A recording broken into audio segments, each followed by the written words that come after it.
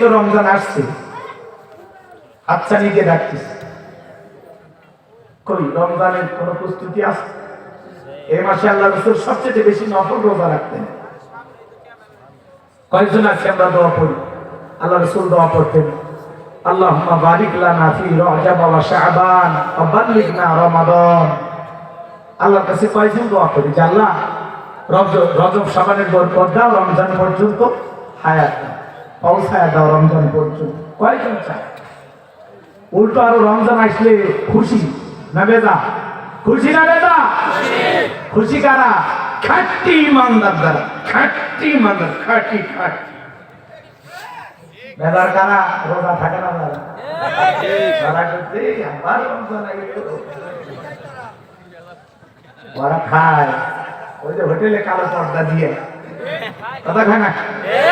পরে পরে পরে ওয়াজ করতেছে, পরে রাগ করতেছেন আপনারা? আমার কথা কি বিরক্ত হচ্ছেন? নাম রমজান আলী, জীবন একটা রোজা রাখে, এরকম আছে না? নাম আতর আলী, শরীরে ধার দিয়ে দেওয়া যায় না, কি গন্ধ। নাম ইমান আলী, এক উক্ত নামাজ পড়ে আছে।